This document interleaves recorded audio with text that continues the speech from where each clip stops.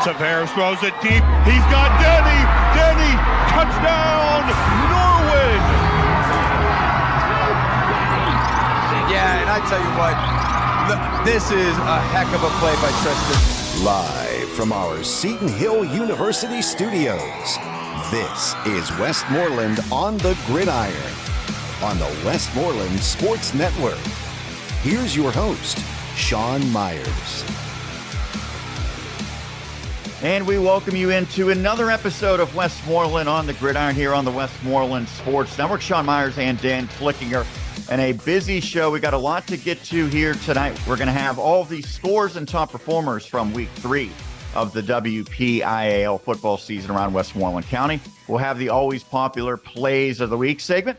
We'll have a couple of good interviews. Mike Brown, the first-year head coach at Norwin, who had a lot of success at Hempfield area. That success is carried over as the Knights had a thrilling victory this past week. We'll hear from him, as well as Jeannette quarterback Payton Molter, our player of the week, and we'll look ahead to the week 4 preview. A lot of key conference games on the horizon. But first, Flick, I want to talk about some of the biggest takeaways, and we're going to hear from Mike Brown a little bit, but his Norwin Knights rallying in a big way in the fourth quarter to get a crucial victory in their conference opener against the Plum Mustangs. They win 30-23, 3 touchdowns in the fourth quarter. Tristan Tavares was terrific. I don't want to read too much into one game, but it feels like this potentially could be a season-defining win that takes them to new heights. Yeah, anytime you fall behind in a game like Norwin did and you're able to come back and win it, I mean, that was incredible. You're down 23-7 going into the fourth quarter. And again, it's a program that, isn't used to winning games consistently. So, you go into that fourth quarter and as a objective viewer, as a just a fan, you're thinking, oh man, this is going to go south, and it didn't. Like, this was different. Whether Mike Brown brought that or the players just found some momentum finally in the game and were able to come back and win it. Either way, yeah, I mean, I think that's going to go a long way in the future to hopefully have some building blocks here to Norwin. I know we talked to Jackson Pons before the season, and by the way, he was a beast in the game. I don't know that he put up eye-popping numbers, but he had a big 2-point conversion, had a big interception, and was all over the place on defense. So he was really, really good.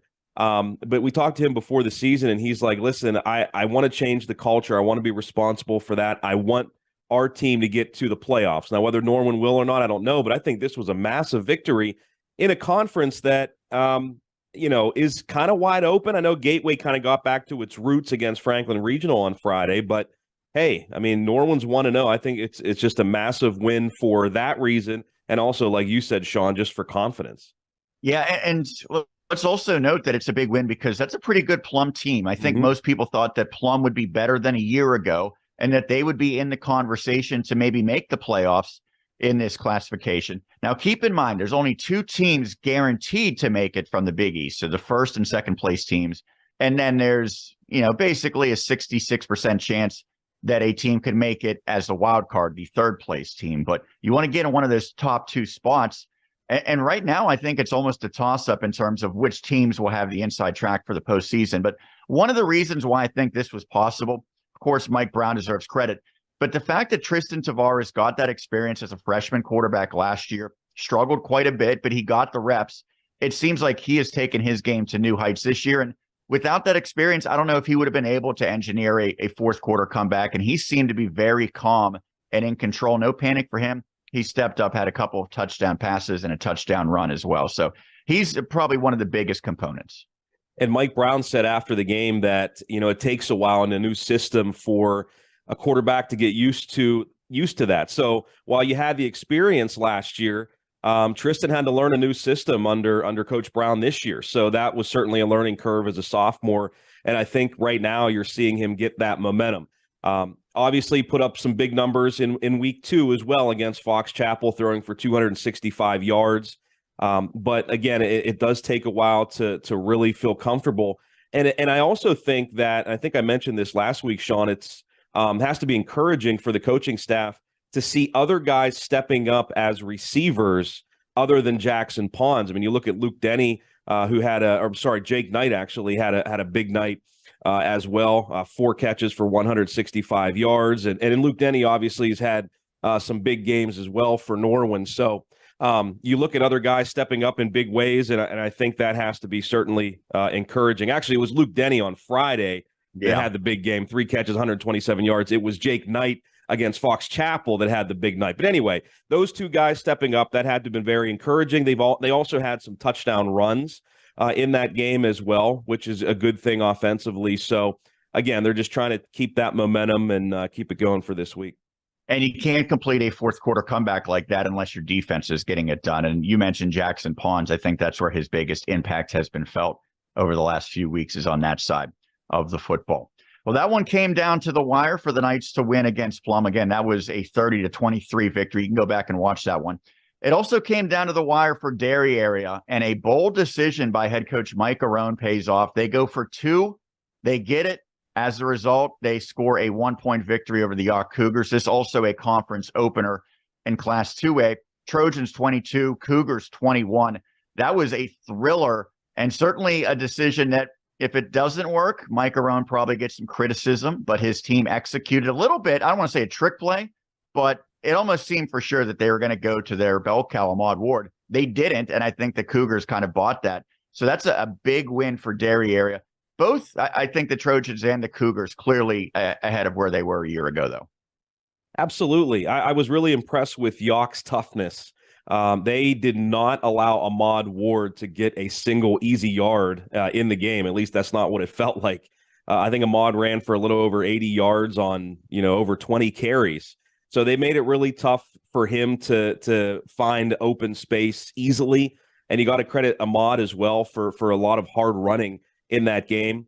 I was really impressed with Kuroda's rushing ability. He very hard-nosed kid. Passing still needs to come around a little bit for York, but, I thought he ran the ball really, really hard. And, at the beginning of the game, Sean, Ahmad Ward takes the opening kick for a touchdown, and I'm thinking, man, Derry might run away with this. But York really showed some mental fortitude. They were able to come back on the very next drive, their first offensive drive, and go right down the field and score a touchdown.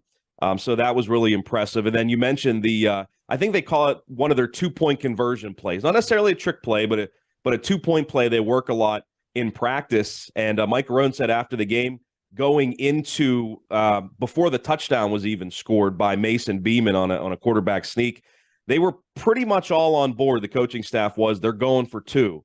And so he scores the touchdown, and they call the play. And Mike said typically in practice, Mason overthrows Damari Robinson in that situation. But this time he kind of underthrew him, and he came back to the ball and made a diving catch for the 2-point conversion, and the Trojans held on. So, yeah, really exciting finish to the game, and it's cool. Like, I don't know, Derry and York, are they massive rivals? No, but, Derry, Mount Pleasant, Southmoreland and York and Mount Pleasant, those schools that are similar in size, there's always a little bit more to it, a little bit of a rivalry, when those schools get together. And again, much like Norwin, Derry's now 1-0 in the conference, and it's massive if they want to get to the playoffs. Yeah, the Trojans snapped that long losing streak, which was at the time the longest in the WPIAL, and that's great. But that doesn't help them get into the playoffs. This win could. And so I think that obviously they're off on the right foot. For York again, and for Benny Hoffer, you say we were really close. We're 1 play away, 1 yard away from being 1-0. And so let's try to continue keeping up their play, because they look much more competitive, I think, than they did a year ago. Well, 2 teams that are always competitive are Bell Vernon area and Penn Trafford. They've both won state titles over the last couple of years. And that's why the third installment of this series was highly anticipated. But in the end, I think it was pretty clear Bell Vernon area, the better team. The Leopards shutting out Penn Trafford 21-0. Second time this year, PT has been blanked at home. They have yet to score any points at Warrior Stadium. Hard to believe. I think while there's a lot of room for improvement in a big, big way offensively for PT, another instance of Bell Vernon's defense just being absolutely incredible. And really, I think if you want to look at the positive part of the game, it's that the Leopards were outstanding on that side of the football. And so this has a championship feel once again for the Leopards. They're going to continue to have big tests, but this is certainly one of the biggest ones they passed with flying colors.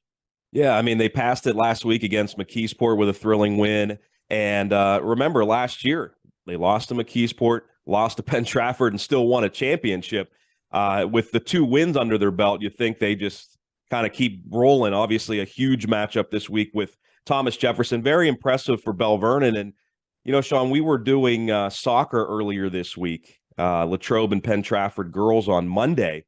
And we were talking about the new lights at Warrior Stadium, much like they have at Hempfield. And I think Roger Downs, who does PA announcing for Hempfield, and obviously is one of our broadcasters as well, he asked the question, do these lights blink off and on? Do they flash when the home team scores a touchdown, when Penn Trafford scores? And I'm thinking, oh, my God, Penn Trafford hasn't scored an offensive touchdown at home in 2 games, so we don't know. I mean, it's just crazy to think that. I still think that they have an opportunity. I still think the rest of the season's out in front of them to, make a playoff run here, or at least make a push to the playoffs, I should say, because conference play starts this week. I know that you had a chance to see the game. I talked to you afterwards. You had mentioned that, Penn Trafford maybe isn't far away if they stop shooting themselves in the foot with the penalties and turnovers. If they play a clean game, that they can kind of hang with anyone, especially you got to give credit to their defense, too. That played pretty well in the game. So they played well all season on that side of the football. Mm-hmm. I do feel like it's a defense that's good enough to make the playoffs, but they cannot commit penalties, and most importantly, they certainly cannot commit turnovers. They've given up 2 touchdowns by opposing defenses in their home game. So they literally would have lost with just the opposing defenses putting up enough offense in the 2 home games. And John Norwin took that upon himself, like he's going to, after the game, the discipline, the missed assignments, but it comes down to the players as well.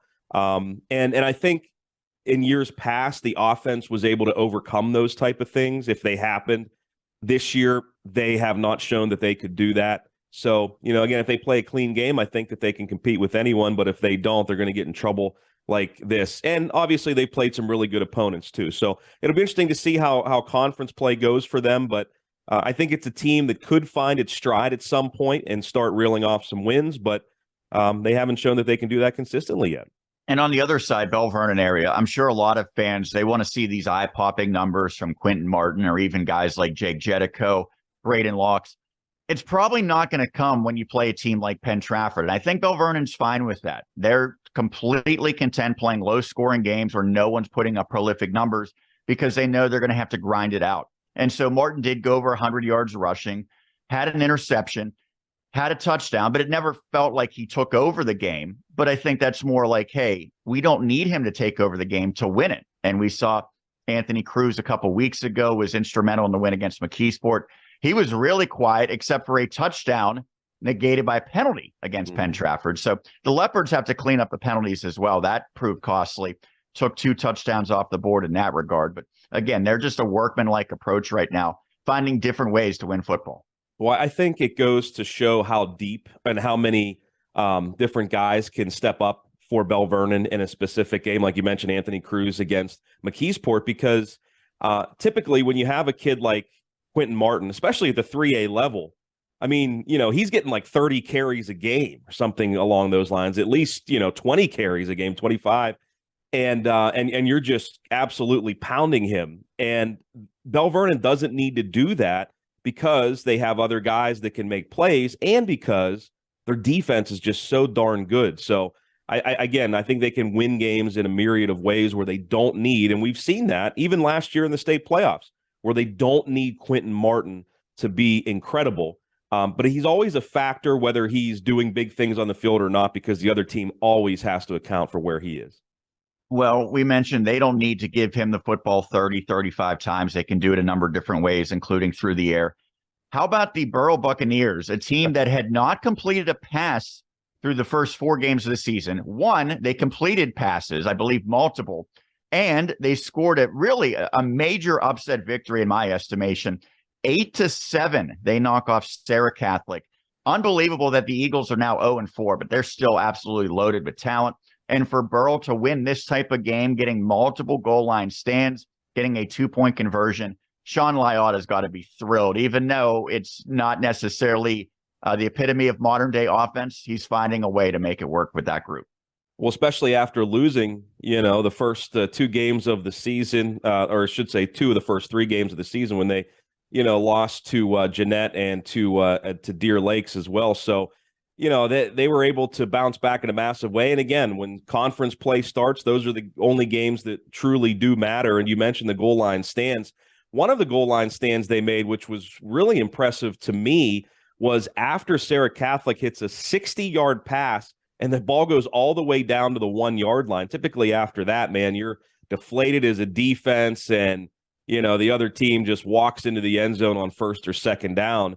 That didn't happen on that particular goal line stand for Burrell. So I think it was really encouraging to see what the defense was able to do against a really good Sarah Catholic team. Certainly raised some eyebrows. And then Devin Beatty, he just does his thing.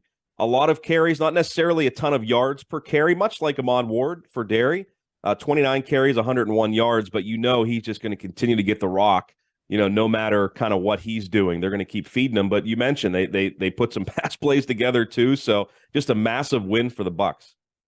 Absolutely. And as we mentioned, much like Derry area, much like Norwin, this was a conference victory. So Burrell is now 1-0 where it really counts in conference play. And now they've got maybe an inside track because I think a lot of people had already penciled Sarah Catholic in as a guaranteed playoff team.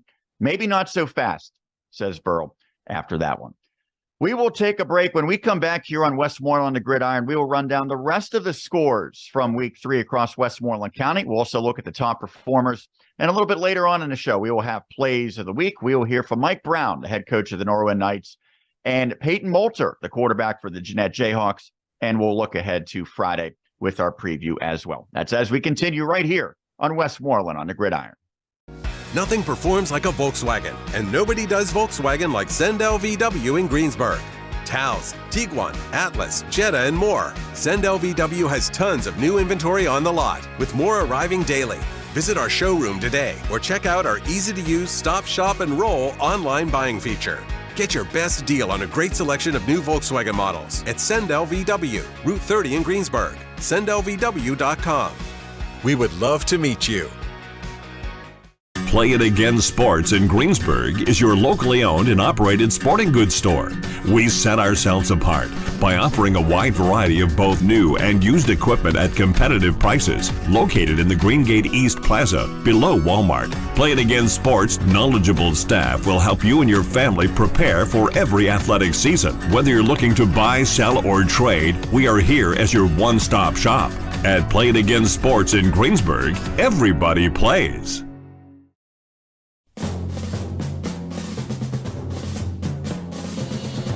As we roll along here on Westmoreland on the Gridiron, each and every Wednesday at 7 p.m. on the Westmoreland Sports Network, we'll look at the rest of the Week 3 scores momentarily. We'll also get to the top performers from this past week and a little bit later on plays of the week, an interview with Mike Brown of Norwin and Payton Molter of Jeannette, and a Week 4 preview. But let's wrap up Week 3, running down all the scores across Westmoreland County. And, of course, you can go back and watch or listen to several of these games archived on our network, including, as we mentioned, Norwin winning over Plum 30-23. The Knights now 2-2 overall, 1-0 in the conference. Derry area's win against the Yacht Cougars, 22-21 in a thriller. Bell Vernon area blanking Penn Trafford, 21-0. You can go back and watch all 3 of those games. You can also listen to a couple. Gateway gets its first win of the season. Almost unbelievable that the Gators started 0-3, but they knock off Franklin Regional 44-24, dropping the Panthers to 2-2, and more significantly 0-1 in 5A Big East play. I will say this, that is a different looking Gateway team when they have Brad Birch at quarterback, Stephen Jenkins at receiver, 2 of their very best players who had missed time, in the case of Birch, 2 consecutive games, and I don't think Jenkins had played at all to this point of this season. And so this is sort of what we expected. So if your coach Getsy, I don't think you're too deflated because you were hanging in there and the game kind of just got away in the second half. But it really is throw out the record book when those teams met, because it's a completely different Gateway team with those 2 guys back. Yeah, and you wonder if conference play would have started a week earlier, if Don Hall would have thrown Brad Birch and some of the other guys that were nicked up. You mentioned Jenkins out there.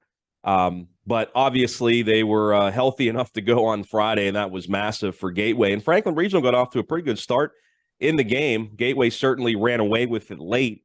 But after beating Gateway last year, And then losing to Gateway this year, you're not looking for moral victories. You want to win the game, and that didn't happen. So again, Gateway might have found itself again by getting healthy. And it was a good start for Franklin Regional. Again, the game kind of got away late. I don't think that 20-point margin is really indicative of the type of contest that it was. And I know there was a defensive score for the Gators that really shifted things. But it's hard to, say anything other than Franklin Regional is now behind the 8 ball, because that's a massive game to open conference play. And again, only 2 teams guaranteed in from the 5A Big East Conference. Speaking of 5A, a Big East team that played a non-conference game was the Hempfield Area Spartans, but they fell to the Shaler Area Titans 33-17. Shaler is now 4-0. Hempfield Area drops to 1-3. Pretty decent showing for Hempfield Area against a juggernaut offense led by Keegan Smetanka, but ultimately the Spartans just didn't have enough firepower to keep up.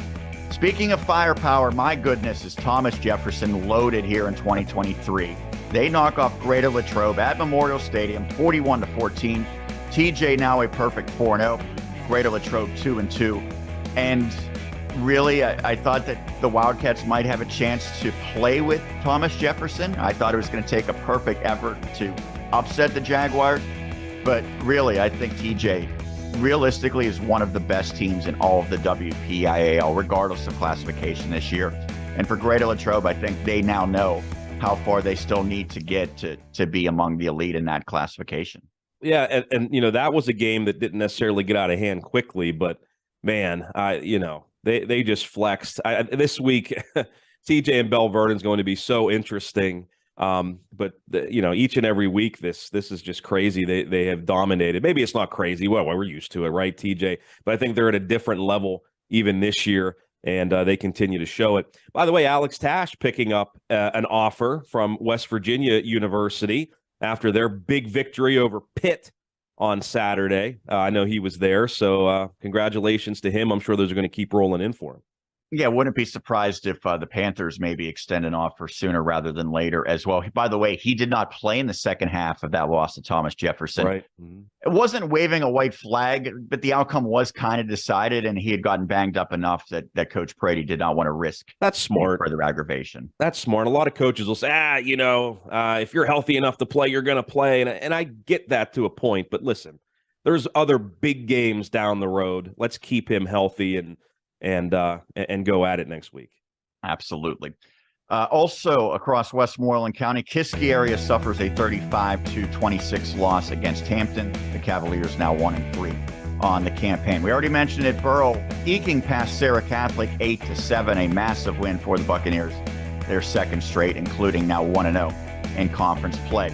Also 1-0 in conference is Ligonier Valley, a big bounce-back effort for the Rams, 34-14 over Apollo Ridge.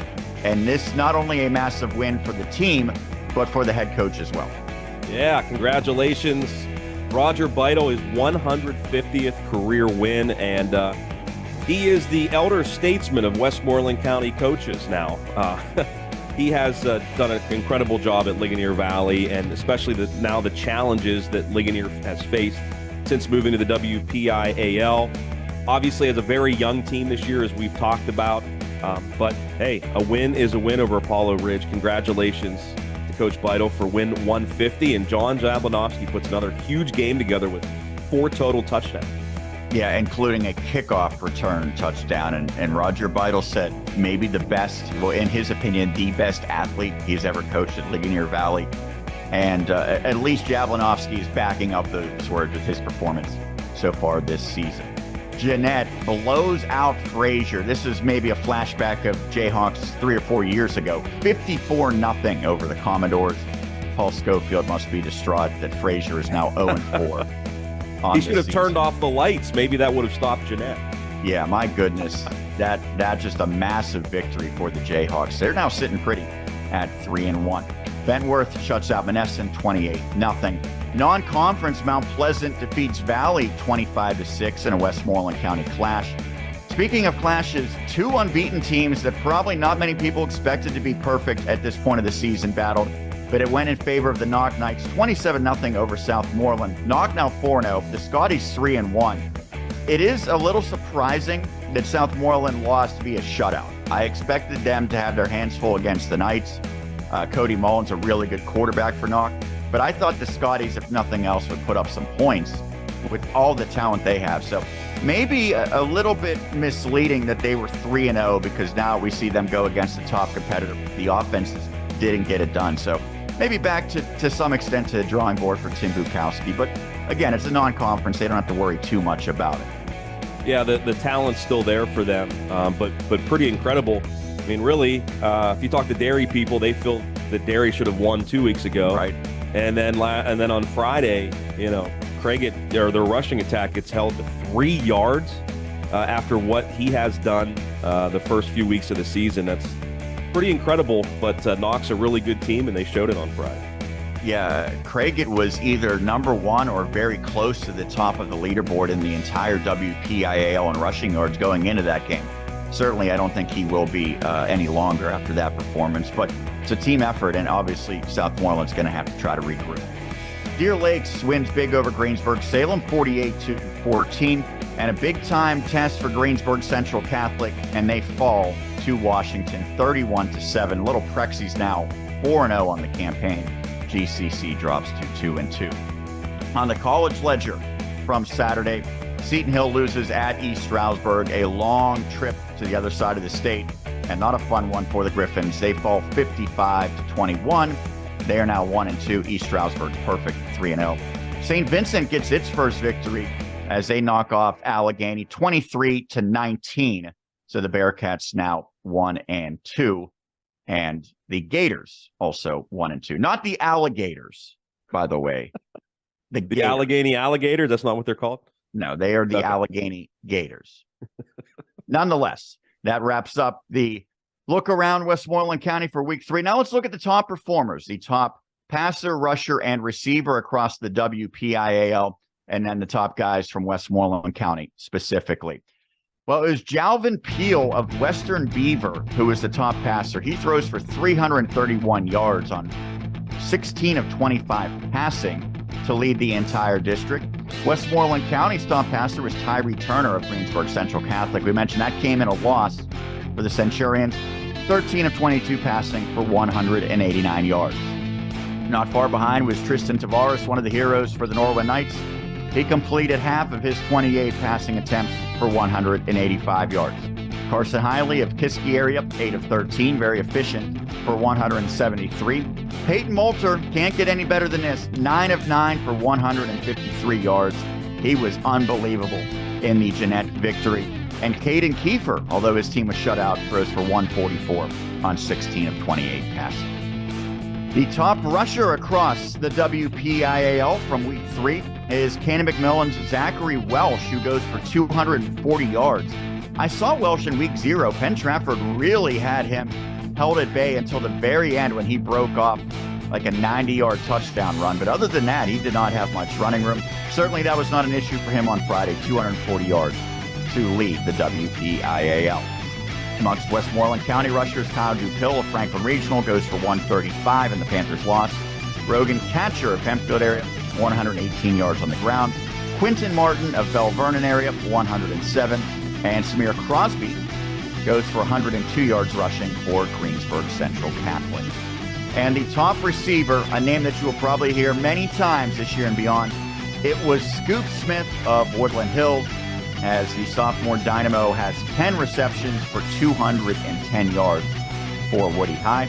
Andrew Finney of Kiski area, 7 catches for 162 yards, the top Westmoreland County pass catchers.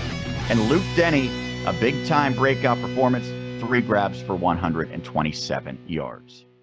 That'll do it for the top performers, but don't go anywhere because when we return, it is the always popular Plays of the Week. And a little bit later, we're going to hear from Mike Brown, the head coach of Norwin, and Payton Molter, the quarterback of Jeannette, as well as a look ahead with the Week 4 preview. That's upcoming next, right here on Westmoreland on the Gridiron. Hi, Westmoreland sports fans. This is Al Gallardo, financial advisor with Lincoln Investment and longtime Westmoreland County resident. Whether it's a traditional or Roth IRA, 403B or 457 plan, mutual funds, ETFs, stocks, or bonds, I can help you navigate the markets and assist you in achieving all of your goals. Call me at 724-309-8337 or email me at agallardo@lincolninvestment.com and we'll get started together. Good luck to all of the area's athletes and coaches this season. That's the power of Bowser. Yeah. Coach, building a championship team, I know for you, it's all about the details. The same goes with the Bowsers. No doubt about it. I mean, it's the tiny little details every single day, not forgetting about it the next day and maybe doing it the following day. I mean, I think details are everything. As Coach says, get your eyes right on the power of Bowser. The Bowser family is proud to have Coach Narduzzi as part of our team.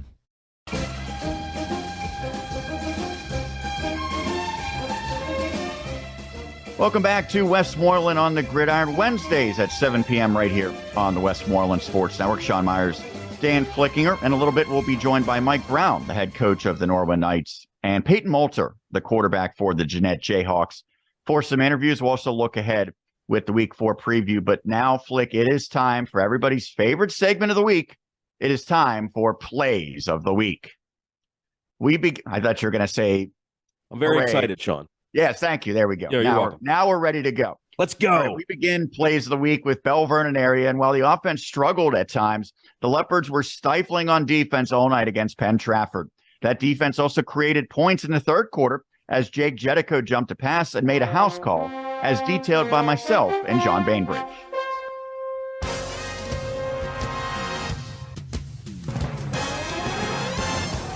The running quarterback is in for Penn Trafford. That's Ben Grabowski. But he's in the pistol. He's got Whipple behind him. Now Whipple goes wide. So an empty set. And a throw, and is intercepted. And this might be a house call. Interception return. Touchdown by Jedico. And there's some players in the middle of the field looking confused right now. Is there a flag down? There's a flag. I think it was after the interception, maybe. That was a long throw for Grabowski that kind of floated. They will pick it up. It is a defensive touchdown on a pick six as Jedico puts his team up. It is now 13-0. Well, the running quarterback there, that was a long throw the whole way to the sideline. 28 yards on the pick six. Well, we mentioned earlier about other guys stepping up offensively for Bell Vernon, but again, defensively, they have a lot of playmakers over there as well, and Jake Jedico picks off that pass. And, you know, I think it's a case of where a lot of new faces are trying still to find that offensive traction, you know, for Penn Trafford, and you're going to be seeing that, I think, a little bit more with Ben Grabowski, who's very talented, as we've said on the show a few times now, but that time Jedico just read it perfectly. Yeah, that was the second pass he ever attempted at the varsity level, and obviously one that he would like to have back. Well, we'll continue Plays of the Week on the Penn Trafford side because the Warriors played some pretty good defense in their own right, highlighted by a terrific interception by Carmen Metcalf in the first quarter that kept his team within a score, with myself and John providing the commentary. We mentioned Quentin Martin, a receiver, in the sense that he's a running back you can split out wide at any given time and throw the football and feel pretty good that he's going to come down with it. They're looking that direction now. He's open over the middle, now into double coverage, and is it intercepted? It is. Unbelievable by Metcalf. That was thrown a little late to Martin. It was double coverage, and it seemed as though that ball was destined to go through the end zone and beyond, but somehow they deemed that Metcalf not only caught it, but was able to get a foot inbounds in the end zone for the turnover. And the thing about it is he went up and got it at the high point. That was very impressive athletically by Metcalf. You got to feel for Braden Locks there, because normally when you throw the ball up to Quentin Martin, good things happen, but there were three Warriors there, including the man that intercepted it, Carmen Metcalf, and obviously a great athlete, went up high, pointed the ball, and you know, that might be one that he remembers for a while, especially if Quentin Martin goes on and has great career at Penn State, kind of took the ball away from him there. Yeah, some bragging rights certainly, and for Metcalf, he had a rough game offensively, but he did his job defensively there. And that's another thing. We are high above at Penn Trafford. I could see that play developing. It looked like Martin had a step, but with the end zone sort of acting as a defender, you couldn't lead him any further, and so it probably came out a half second too late. By the time it did, a couple of Warriors, including Metcalf, were there to make the play. Speaking of plays, we continue plays of the week with Derry area, and scoring with less than 2 minutes left in the game, it seemed as though the Trojans would pull to even by going for the extra point. But instead, they went for two and the lead, and Mason Beeman and Damari Robinson made that decision a wise one as they produced the winning play for Derry with John Flickinger and Bob Lasinski on the call. This has been a physical football game. Look for number 5, Kuroda here. What's he going to do? I'm sure they're going to bring the house. They're going to, they're key on Ward. We'll see if he gets it or if they run a fake to him. There's the fake. Beeman, back door, and it's caught. There's a flag down. Damari with the catch, but there's a flag in the end zone. Hold everything. The throwback pass. Let's see the call here. Hold everything. It was thrown where Damari made his break. They're going to say it's good, but what's the flag?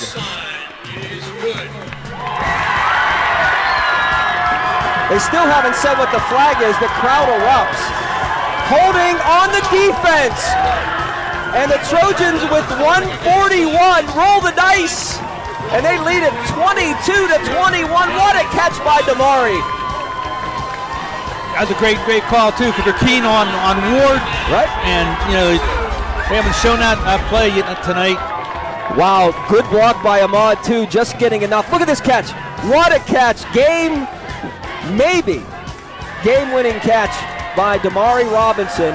Once again, as I mentioned earlier, just a terrific job by Robinson coming back to the football. Now, the flag kind of took the steam out of that a little bit, right? I mean, you have the 2-point conversion, everyone's excited, but immediately your focus goes to the flag. What is it? Obviously, it was against York, and Derry wins it, or goes ahead and then ends up winning the game. So just a great play, well designed by Joe Milan and the guys, and a lot of credit has to certainly be given, to the players for executing it. I agree. Flags should never be thrown on penalty or on touchdowns. So any touchdown, no flag. That's I agree, especially if we're going to use it as a play of the week. Yeah. They should not throw the flag because, it takes the steam out of it, man. Yeah, of course. We'll continue from that game on the York side, and despite the fact that they lost in a heartbreaker, the Cougars had plenty of positives, including a go-ahead touchdown connection between Raiden Kuroda and Mike Nogi in the second quarter, with John and Bob setting the scene. Raiden's pass toward the end zone. It's going to be caught for the touchdown. Mike Nogi pulls it in. His second catch of the season, and this one's good for 6. And he beat Doprak on the play. Doprak was there in position, but he didn't get his head around. And Kuroda's second touchdown pass of the season, and the Cougars jump back on top. Yeah, as you mentioned, John, he had good coverage, but he just didn't turn around in time. And when Kuroda put it right on the money where it needed to be. I said earlier in the show, Sean, I praised Raiden Kuroda for his running ability and said his passing still needs to come around. That was a good pass right there to Nogi. Made a nice grab. The Derry defensive back turned around a little bit. And, so York looking for more things like that to kind of go along with their rushing attack. Yeah, and I think they've got some good receivers. I was impressed by them in the second half against Mount Pleasant, the game that I broadcast. Sure, they lost, but I thought they showed a lot over the final 20 minutes or so of that game, and I do think that is something that they will continue to get better at as the season moves along. Well, we wrap up plays of the week with a team that certainly does not struggle to pass the football right now, and that is Norwin, as the Knights had already scored 2 touchdowns in the fourth quarter, but they needed one more score to complete the comeback, and it was Tristan Tavares and Luke Denny who provided that play. They hooked up with about 2 minutes left for the winning touchdown, with Dave Franzak and Brian Brozeski narrating the action. Tavares throws it deep. He's got Denny. Denny, touchdown, Norwin. Yeah, and I tell you what, This is a heck of a play by Tristan. So what they ended up doing, they bring Pons in motion to run a little option lane. They were going to hope to get him on a wheel route. So they ran an inside switch. Well, Pons had to pull up, and then out of the corner of his eyes, Tristan sees Denny walking all alone on the post and able to have the arm strength to throw a nice ball out there. Big play, great play. So Dave Franzak must be on cloud 9 right now, Sean. What a great ending to the game he called the week before, Bell Vernon and McKeesport. And what a great ending to this game. First 3 quarters weren't great on the Norwin side, but a huge passive play there to go ahead and win the game. And Brian Brzezzi did a great job breaking it down, and the Knights with a 1-0 start to conference play. And you didn't mention the game that he's going to be broadcasting this week. Yeah, Bell Vernon. And by the way, Brian is going to be doing color for that game as well. So we're bringing the Norwin broadcasters over to do Bell Vernon and Thomas Jefferson. Yeah, that's going to be a great game. And I don't want to maybe expose him, but isn't Mr. Franzak a TJ grad? He is. So he will be enjoying that one way or another, right? I mean, it's a win-win. He can't be a homer, though. He can't be a homer.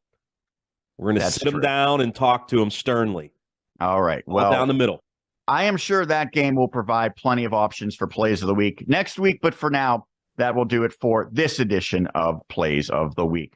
We'll take a break. When we come back, speaking of Norwin, I'm going to talk to their first-year head coach. Mike Brown has done a great job after coming over from Hempfield area. And a little bit later, we'll hear from Payton Molter of Jeannette and look ahead at the games to come this weekend. That's as we continue right here on Westmoreland on the Gridiron. I feel like it's definitely very important, like for high school, because a lot of kids, get peer pressured into drinking and doing drugs. So like doing the events like in a school setting, I feel like definitely like try to prevent kids from like going to like parties and drinking and driving and doing drugs and being peer pressured. We just want to, talk about the dangers of the substance abuse in our community, and we want to help be a part of stopping that. Get to Mike Camlin Hyundai for huge summer savings. Save big with 0% financing on new Hyundai Tucsons and Santa Fes. Or receive up to $7,500 in special lease bonus cash. All vehicles are backed by the Mike Camlin Advantage oil changes for life. Excella Health and Butler Health System are now Independence Health System. Expert care here.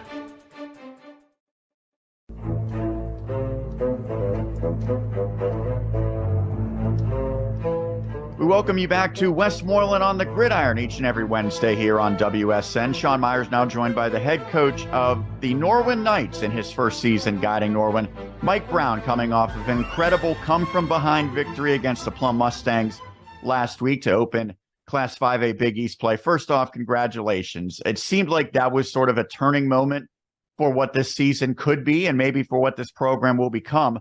Did it feel like that as it was happening there on the sidelines? Yeah, during the game we had, a lot of mistakes and a lot of, plays we left out there. So it was kind of a roller coaster.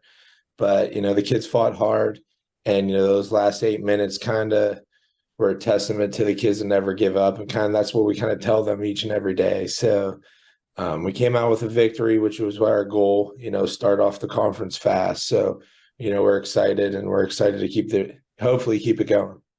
I know that, Plum's a pretty highly regarded team, seemingly a team that's ascending, but I think a lot of people would say the same thing about the Knights now. You were very competitive in week 0 against Upper St. Clair.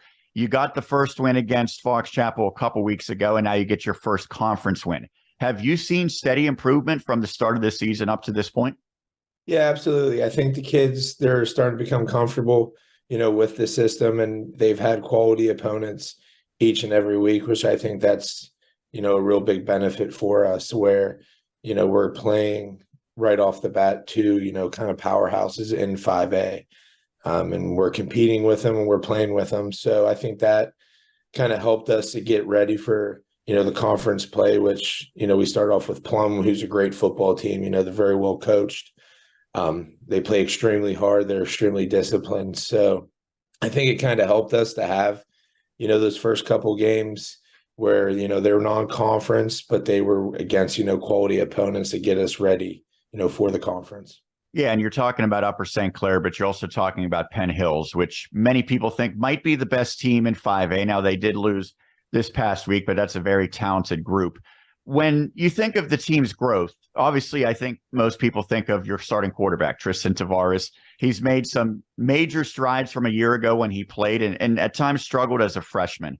How has he gotten better, and how important is it that he has sort of become an anchor for your offense? Yeah, we kind of joke about it with the coaching staff that, he is a sophomore, and, he kind of comes to work and has his work ethic. He is, a senior in that capacity where, football is very important to him and having success is very important to him. But, he's kind of growing up like right in front of us. I think he's becoming more comfortable with the offense and reading the defenses. And I think, that's a testament to our two coordinators, Joe LaRisha and Connor Schulteis, getting him ready so he knows exactly what he's going to see every Friday night. But I think, honestly, he's just a gamer. He steps up when we really need him, whether it's through his arm or through his legs. And he finds the open guy, and he kind of makes those extended plays, especially, last week with a couple. And I think he just on Friday, he shows up, which I think a lot of times, people don't really kind of measure that as a quarterback, showing up when it means, it's 3rd and 5 or it's 4th and 2 and you need to get that first down or you need that game-winning drive. He's been showing up, and again, he's been kind of growing up right in front of our eyes, which is pretty cool to see. Last year when you were at Hempfield area, you got some good quarterback play. You got really good offensive success early in the season. Now, you mentioned your coordinators. Last year, it was Ryan Ritz who was guiding the offense, and it was really predicated on incredibly fast tempo. And I know you said when we talked to you before the season, it's going to be a little different, but you still liked how that played out and the benefits that came with that. Have you been able to implement that to your liking so far here at Norwin? Yeah, I think we're doing a good job, with picking the tempo where we see fit. We're never going to do something just to do it. I know different weeks are going to call for different types of tempo. But again, that just becomes what the defense is getting us or how the game's playing out, where the field position is, and all things like that. But, we're filling it out.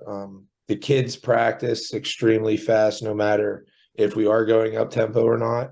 That's kind of our conditioning style during practice. So, we'll be ready for it if we need it. I think that a lot of people, the first thing they talk about with the high school football team is the quarterback. And then if there's any big-time college recruits, and you happen to have one of those in Jackson Ponds, I know that he's been really good kind of doing the little things, playing defense or drawing attention. But when you look at the statistics over the last couple of weeks, it's been other guys who have stepped up on offense. How have other players kind of taken their game to the next level, and who in particular has impressed you in that regard?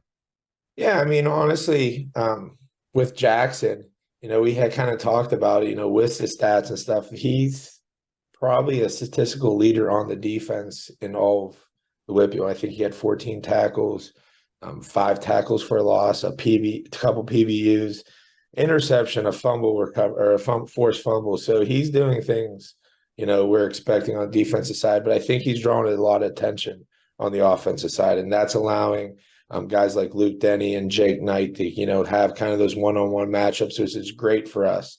Because I do think, those three are very, very good trio, in any college program or any high school program around. So, it might be one night, which has happened with, Jake going off against Fox Chapel and then Luke kind of having a good day against Plum.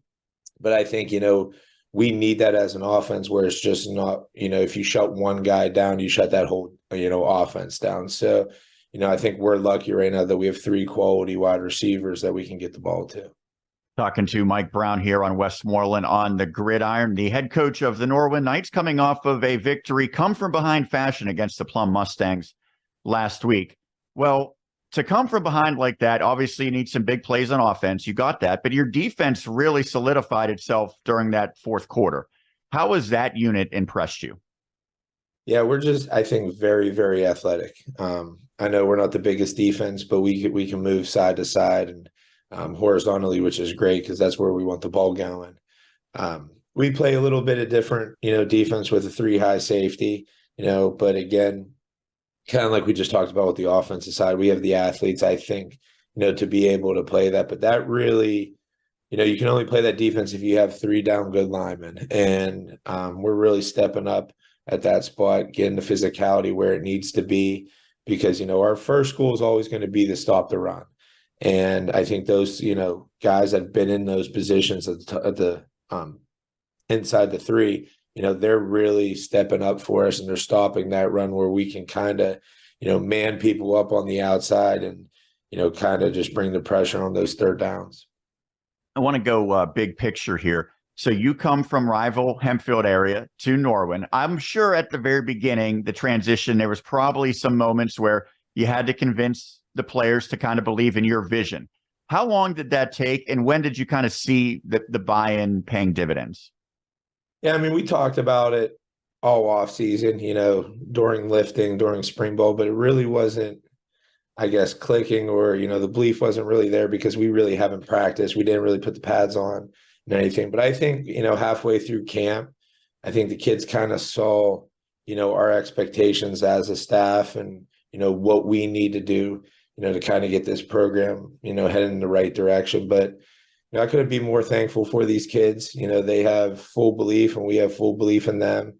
I think we both have trust in each other, staff-wise and player-wise, and I tell them every day, I love the kids. I love being around each and every one of our players, each and every one of our staff members. And, coming into practice, whether it's a Tuesday, whether it's a Wednesday, you're not dreading it. You're actually looking forward to it. I'm lucky enough to teach elementary school, so I'm kind of flying all the way to North Huntington because I'm excited to go to practice. And, that doesn't happen too often. So, I think we're on the right direction, but I think it's the program. I think it's the whole, everybody involved, whether it be the coaches, whether it be the student athletes, even the trainers, we're all in it together, and it's all one big team. And it's been great for us. I know most of your focus is on your games, obviously, but you certainly can't help but notice that it's been kind of a crazy Big East conference. Gateway somehow loses its first 3 games, but then they knock off the defending champion Franklin Regional. Penn Trafford appears to be down a little bit, although they have yet to play a conference game. When you look at what's remaining on the schedule, obviously you play Penn Trafford, you play Hempfield area. Those 2 games have meaning for you, and then you play the 2 teams that I think most people thought were the favorites, or at least they were the co-champs last year, FR and Gateway. What are the goals in the conference for your team? Yeah, I mean, we're going to take it, week by week, game by game. But, the goal is always try to win the conference, and that should be everybody's goal heading in, to conference play. And, we realize, what our conference is all about. We realize, the non-conferences kind of have meaning, but kind of don't at times. And some teams play a lot better, scheduled than some. And that's, perfectly fine because that's how high school football is. So, I think this year especially, the conference is up for grabs with any team because they're all quality football teams and they're all very well coached, and they're all could have a shot and they could make a run. But our biggest focus, is on each game. We're not going to look ahead to anybody. We're not going to focus on anybody besides, that week that we're playing. And you're playing a pretty good team this week, albeit out of the conference. Woodland Hills, a team that has put a lot of teams on notice at the beginning of this season. And they've got some terrific players, much like you have a sophomore quarterback. They have one, and then they have a receiver, also a sophomore, who might be one of the best players in all of the WPIAL, and Scoop Smith. What challenges they present, and how important is this game, albeit a non-conference one? Yeah, I mean, anytime you go down to Wolverine, it's going to be a bloodbath, whether, it's midget football all the way to high school. So, we're excited to go down and play, Woodland Hills. They're a very, very good team. They're very athletic, as you said, with, the wide receivers and the running backs and the skill positions. But I think where, a lot of times people get misconstrued with the Woodland Hills team is how physical they are up front and how big they are up front, and that's, one thing, them controlling the offensive line that we worry about. So, our big goal this week is try to control, those first downs, the second downs, and win them, whether it be defensively or offensively. And that's going to have to be done up front because, it's almost a matter of time when you let, the Smith kid get loose, and it's going to happen. How are we going to respond to it? Or can we, hold that big play to a 12-yard gain rather than, a 52-yard gain or an 88-yard gain? So, we're going to try to control up front. We're going to try to match their physicality, and hopefully, we can come out with a big win. Well, Mike, you certainly came out with a big win last week against Plum. Congrats on that. Great start to your career coaching in Norwin, and good luck the rest of this season. Appreciate it. Thank you. That's Mike Brown. We'll take a break and continue with more of Westmoreland on the Gridiron right here on WSN. State Representative Mike Reese was a great advocate for the kids in our community. He felt athletics were a vital tool in raising healthy, happy kids. The Mike Reese Memorial Fund offers grants to local youth athletic organizations so that every kid has a chance to play. Funding is available for new equipment, registration fee offset, facility improvements, and more. Visit MikeReeseMemorialFund.com to apply. D'Annunzio's Italian Restaurants is open 7 days a week at all 3 of our locations, Jeannette, Monroeville, and Latrobe. We invite you to join us for our specials. Monday, the special is spaghetti. Tuesday, it's raviolis. Wednesday, it's lasagna. And Thursday, it's chicken parmesan or chicken romano. Be sure to try our drink specials and our fabulous desserts. And remember, we also have takeout available at all 3 locations.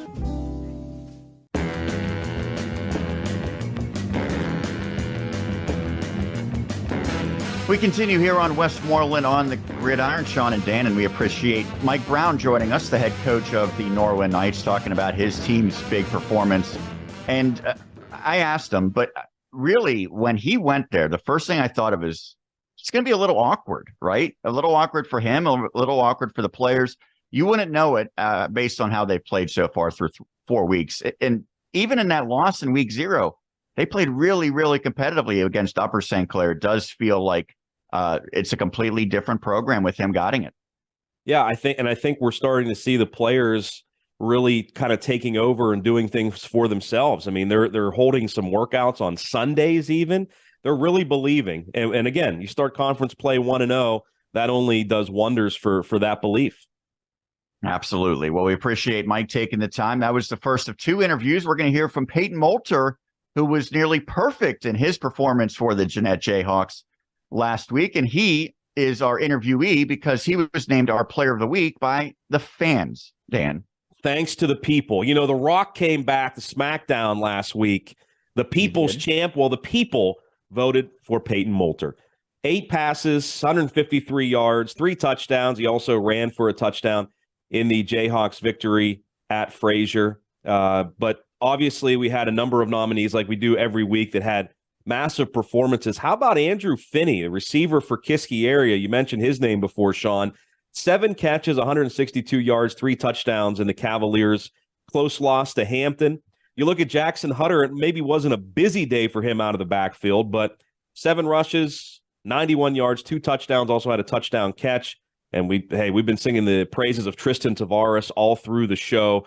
We mentioned there's 2 touchdown passes plus ran for a score to bring Norwin back for the victory. And John Jablanowski with 4 total touchdowns for Ligonier Valley. Did it a number of different ways, 2 rushing touchdowns, a receiving touchdown, and returned to kickoff for a score. Much like when, Mario Lemieux scored 5 goals, 5 different ways. I mean, this was close, right? Yeah, no empty netter for Jablanowski.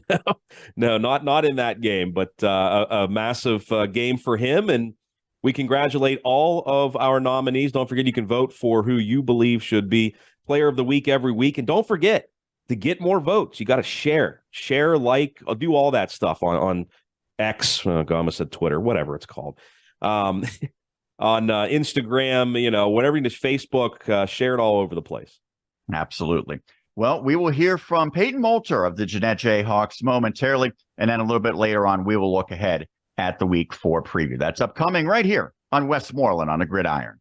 The Collision Shop by Jason Mignone is your one-stop shop for all things auto body repair. Our experienced technicians and state-of-the-art facilities have you covered on both passenger and heavy-duty vehicle repairs, including scratches, scrapes, and dents, free estimates, body repairs, welding, refinishing, glass replacement, and more. Our all-new alignment and calibration shop has the tooling, equipment, and staffing to ensure top-quality alignment and calibration adjustments for your vehicle. Our friendly office staff is more than happy to assist you through every step of your vehicle's repair process. Visit the Collision Shop by Jason for our complete list of services. Why the 2023 Kia Sportage plug-in hybrid? It's roomy, it's fuel efficient, it's peppy. It comes with so many extra options. And right now at Smale Kia, get $500 off MSRP plus a level 2 charging cord. So the real question is, why not? Get $500 off MSRP on any new Smale Kia and a level 2 charge cord with all 2023 Kia plug-in hybrids and EV models. And they come with Kia's 10-year, 100,000-mile warranty at Smale Kia. East Suburban Sports Medicine Center, Western Pennsylvania's #1 physical therapy practice since 1984, is always offering same-day or next-day appointments for all new patients. 8 convenient locations and extensive therapy services, ESSMC offers the best care anywhere, hands down. Call 412-856-8060 or visit ESSMC.com to schedule today. ESSMC Physical Therapy, your health, your decision.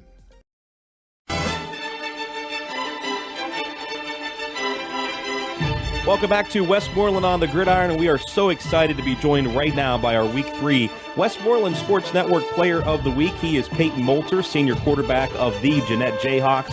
Payton last week went 8 for 8 for 153 yards, 3 touchdowns, plus a rushing touchdown in the Jayhawks win over the Fraser Commodores. Jeannette now 3-1 coming into this week's game against Charleroi. Payton, thank you so much for taking some time out of your busy night to join us. Thank you. So tell me about the win over Fraser, Payton. What led to your offensive explosion against the Commodores? It was the week leading up. It was all the practices, film study, and everything. We knew what we could do and target their defense, and we did it and executed well.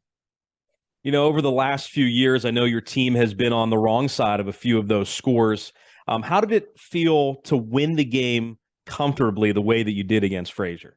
It always feels good to win like that. We have a group of seniors that was there for when all the transfers happened, and it's a good group. Past 2 years, all the adversity we went through, and just to come out and be able to put up the amount of points we are this year, it's awesome.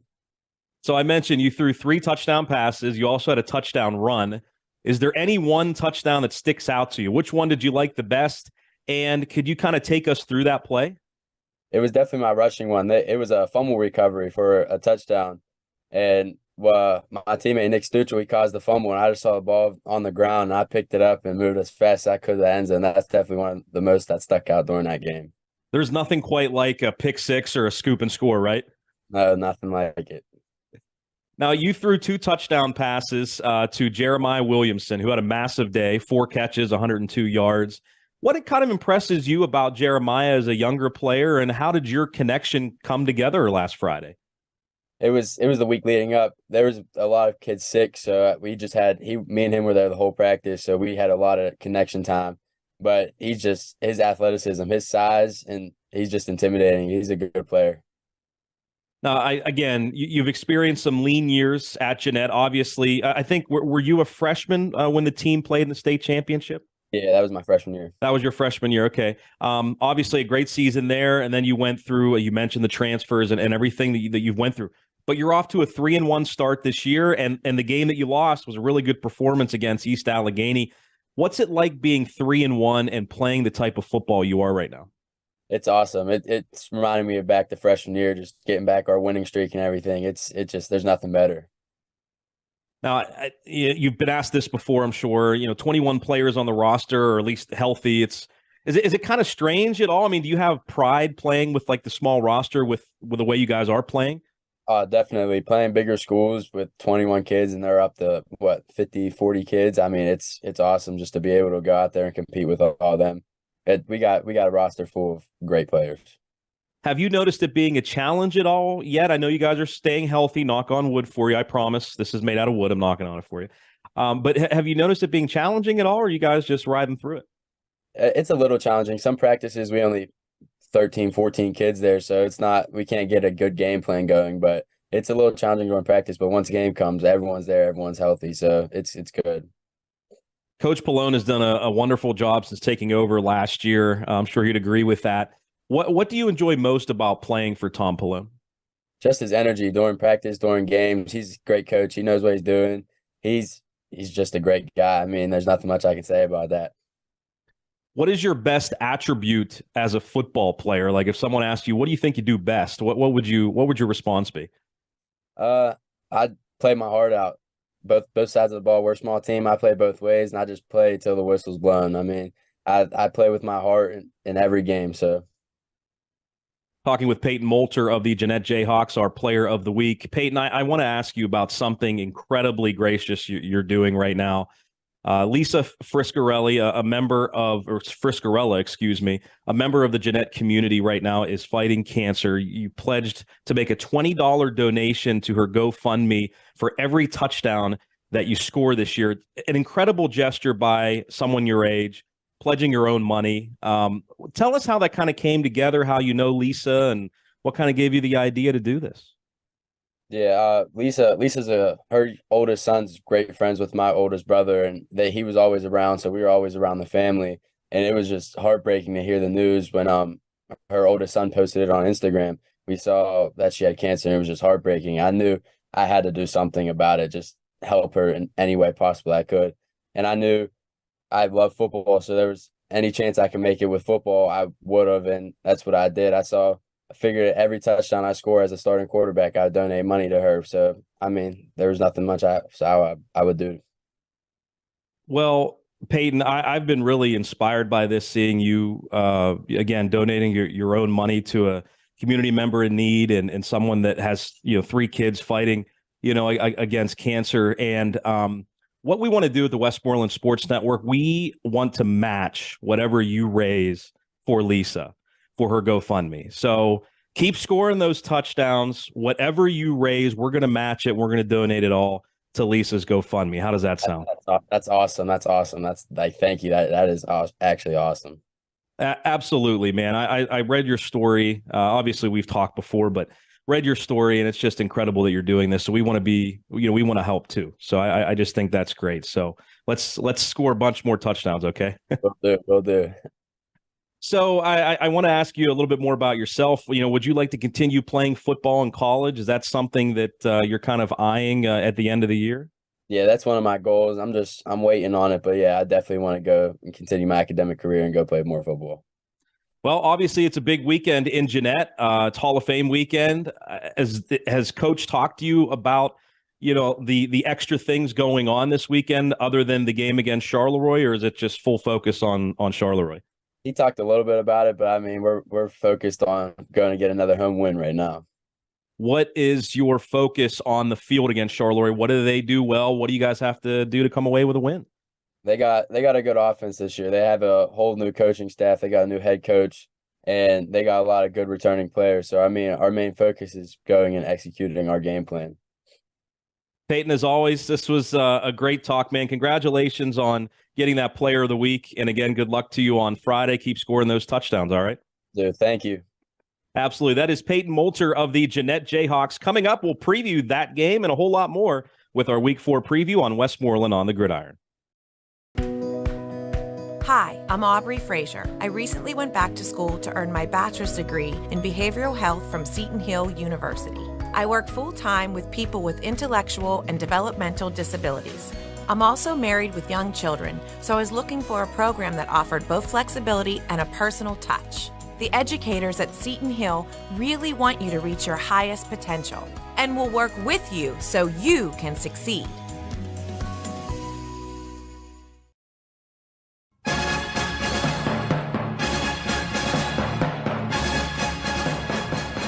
And we welcome you back here to Westmoreland on the Gridiron. Final segment upcoming. We're going to look ahead at the Week 4 preview. But first off, we have to comment on Payton Molter. Terrific season so far. Terrific performance against Frazier. But as much as he's getting it done on the field, Flick, he's doing it off the field as well, raising money for a good cause with every touchdown he scored. And thankfully for everyone involved, that's been quite a number of them recently.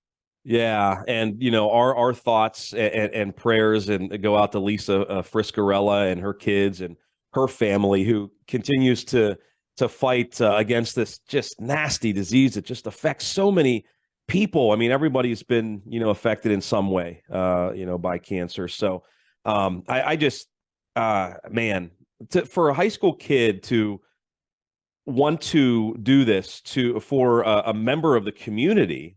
Right. And give his own money for a high school kid, a 17-year-old, to be willing to do that. And he's going to score a lot more touchdowns this year. It is absolutely just incredible. Just an incredible young man, for him. And I believe he's encouraging other people to get involved in that as well then. Yeah. Yeah, there is a GoFundMe for Lisa, which you can find. Her last name is spelled, excuse me, Friscarella. If you look her up on GoFundMe, you can make a donation too. So just an incredible story, and hopefully she continues to fight and get better. Absolutely. Well, we appreciate Payton taking the time to talk to us here. Now let's wrap up this show with a look ahead to this weekend's slate of games. And as we mentioned before, a lot of meaningful games, because while it took a while for some conferences to get into conference play, the majority of them now are in conference action. And that includes a couple of games that we're going to have broadcasts of. Well, most notably, Hempfield area Penn Trafford, a good Westmoreland County showdown. I know it's different than a year ago, but when these teams played last year, there was a buzz there that you rarely got at a high school game, because Hempfield had that great start. They were 4-0. They ultimately ended up defeating Penn Trafford. I know that now this one being at Penn Trafford, I think the Warriors are wanting to get some vengeance for that game last year, but more significantly, just bounce back after a really tough start when they played a rigorous non-conference. That's going to be a tough one for the Spartans to try to win on the road. We talked about it before, Flick. I think one of the biggest games in all of the WPIAL this week, it's Thomas Jefferson, it's Bell Vernon. No, this is not a conference game. These teams were such great rivals in the conference a handful of years ago. Now TJ's in 4A, Bell Vernon in 3A. But I think that this might be, amongst regular season games, the most important for the Leopards. And I know that their primary goal is to make the playoffs and obviously win their conference. But if you ask the players, honestly, I think they would say this is the game they want to win more than any other one. And it will be, I think, their toughest test all season. Well, Matt Humbert said after the Penn Trafford, but literally said after the game was over in the Trib that, we have Thomas Jefferson week next week. He was already looking ahead to TJ. And I think that goes to show just how much that game means to both communities. Again, no conference, nothing conference-wise on the line, but it means a lot. And let's be honest. In Bell Vernon's conference, they're not facing another TJ. They're not even facing another Penn Trafford, probably. I think they're going to, roll through their conference and win it rather easily, especially, with Southmoreland maybe not being as strong as we kind of thought. We'll see what happens. But I think that even makes these games more important for Bell Vernon because, they're going up against really good opponents. That gets you ready for the postseason down the line. Absolutely. And it's going to have some star power. Sean Sullivan, terrific receiver and safety for Thomas Jefferson. He's one of the best players in the WPIAL. They also use two quarterbacks, and they're both kind of similar. It's not like a running quarterback and a passing. Both guys can sling it. They are both big-bodied, strong-arm guys. Both are probably going to be playing at the next level. So go figure, right? Yeah. Thomas Jefferson presents challenges that almost no other team in the WPIAL is able to bring to the table. Other games across Westmoreland County, Greater Latrobe looks to bounce back after their loss against Thomas Jefferson. They will play at Laurel Highlands against the Mustangs. North Catholic at Kiski area. This one could be interesting. Burrow at York, the Buccaneers coming off of that thrilling victory. They won by 1 point. The Cougars looking to bounce back after they suffered a 1-point loss against the Trojans. So that will be a big one in Class 2A. Derry area looks to make it 2 in a row as they make the trek to Apollo Ridge to play at Owens Field. Have you ever been to Owens Field, Flick? I have not. You need to go sometime. I guess you're going to be preoccupied on Friday, but need to make the trek out there. Historic Owens Field. Yes. in Apollo. I've been to Flickinger historic Valley, Davis Field, Sean, at Kiski. I never did a game there. Well, I guess there's no reason for you to go there now, but well, I don't think I think it's just like a public area. Yeah, I don't think that there's no varsity games taking place. Right, sure. But it was historic, that's for sure. Yeah, I've heard horror stories about it from some of my friends who played games there when they were with Plum. Nonetheless, Ligonier Valley at Steel Valley, a battle of the valleys. And Steel Valley is a really good team. However, we would be remiss if we didn't note an ugly scene at the end of Steel Valley's game last week against Amani Christian. And so I don't know that it's been resolved exactly who's going to suit up for Steel Valley. There could be some players who maybe are unavailable depending on how the school decides to legislate that. So we'll see what Ligonier is able to do. Obviously, it's going to be a tough test because Steel Valley is a juggernaut program, but we'll see if the Rams are able to make a game of that one. Springdale at Greensburg Central Catholic. Centurions look to get back on the winning track as they open Class 1A Eastern Conference play. Monessen at California area, also a conference game. And some non-conference games that are pretty notable. Norwin at Woodland Hills. I talked to Mike Brown about this one. You go to the Wolverina, you play a really good team in Woody High with Scoop Smith and all the talent that they have. So we'll see how good, once again, Norwin is as they go against another top team in 5A, keeping in mind that they've already played Upper St. Clair and Penn Hills this season. Shaler area at Franklin Regional, and it's the second consecutive week that the Titans have come to Westmoreland County. Keegan Smetanka, their great quarterback, trying to get his team to 5-0, and the Panthers looking to bounce back after they dropped their conference opener last week against Gateway. Deer Lakes at Southmoreland, Freeport area at Mount Pleasant, Greensburg Salem at East Allegheny, Uniontown area at Valley, and Charleroi at Jeannette round out the high school slate. All of those games, 7 o'clock kickoffs, with the exception of Penn Trafford hosting Hempfield area. The Warriors, one of the few teams that opts for the 7:30 kickoffs this season. And by the way, TV made that game start at 7:06 on Friday. Penn Trafford and Bell Vernon. We had said 7:30, but they changed some things up on us. You need to get that type of influence where you can dictate when the game starts. We need to hire someone that wears orange, like he's hunting or whatever, and go down on the field for Chris TV Smith. timeouts. He'd be perfect. He can run the camera. If we need a TV timeout, he can sprint down to the field with his orange jacket on there. And he doesn't seem like the sprinting type, though, to me. No, I think it'd take a while. By the time you get down there, it'd be the quarter would be over, and it probably wouldn't be a good idea now that I think about it. Plus, they'd be looking for deer, and you can't trust Chris down there. So what you could do is just have him on the field the whole time, and he can have a camera down there. Oh, that's as true. Opposed to running the camera from above. Okay, I like it. This is coming together, Sean. I like this. Yeah, I think this is definitely going to work out well. We've also got a broadcast on Saturday, and that will be a tough test for Seton Hill collegiately as the Griffins playing at home. They're going to welcome a nationally ranked Slippery Rock team that each and every year is one of the very best teams in the PSAC. Never an easy schedule for the Griffins once they start PSAC West action. That will be a 3 o'clock kickoff. We'll have coverage a little bit prior on WSN. And then Saturday night, under the lights, St. Vincent at Geneva. Well, Flick, another week in the books. We're already unbelievably getting to the halfway point of the season. For many teams, this will be their 5th game, which if they played week 0 will be halfway towards the end of the regular season. And it always seems like it goes past quickly, but we're starting to see some teams separate themselves in some games that have some significant action. Certainly seems like this upcoming week will be another big time opportunity for teams to try to prove themselves. The pretenders and the contenders separating themselves a little bit, although, Bell Vernon and Thomas Jefferson, no matter what happens in the game, both teams certainly could win state titles in their respective classifications. But always an exciting time when conference play really starts to kick in. I'm excited about Penn Trafford and Hempfield for the fact that, and I know maybe there's not as much hype leading into this game as there were last year. I mean, last year was incredible atmosphere, had a ton of people watching on our network to the game. Obviously, Hempfield was undefeated at that time. Penn Trafford got off to a better start to the season than they have this year.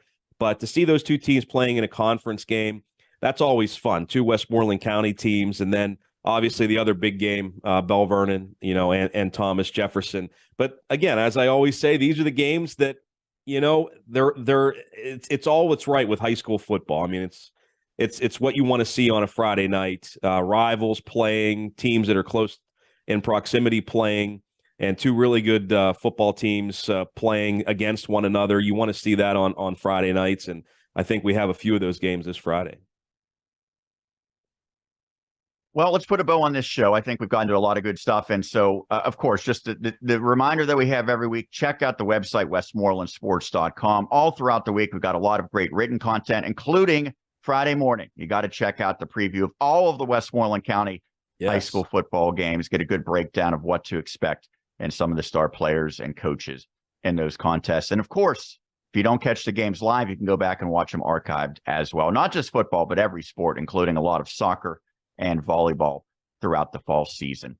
So I just want to mention, hey, real quick, you talked about Jeannette and Charleroi. I don't want to gloss over that game. That's the Hall of Fame game, if you will, for Jeannette. And that's always a big thing with how many great athletes came through Jeannette. Our man, Brent Wiggum, is heavily involved with that. I think he's still the MC for the banquet. So that should be a fun weekend in Jayhawkland. Yeah, and for the first time in a few years, Jeannette really has an opportunity. I think with the victory, they go to 4-1. Yeah. They're still not the Jeannette of, 2018, 2019, 2020, but they're getting a lot closer than when they were the last couple of years. So should be a good one for the Jayhawks as they continue to try to establish themselves as a force in Class 1A. That'll do it for this edition of Westmoreland on the Gridiron. A big thanks to both of our guests, Mike Brown, the head coach of the Norwin Knights, and we just talked about Jeannette, their star quarterback, Payton Molter, for taking the time to talk to us as well. For now, we'll sign off. For my colleague, Dan Flickinger, Sean Meyers saying thank you so much for tuning in. We'll catch you again next week and every week, all season long, Wednesdays at 7 for Westmoreland on the Gridiron. Good night.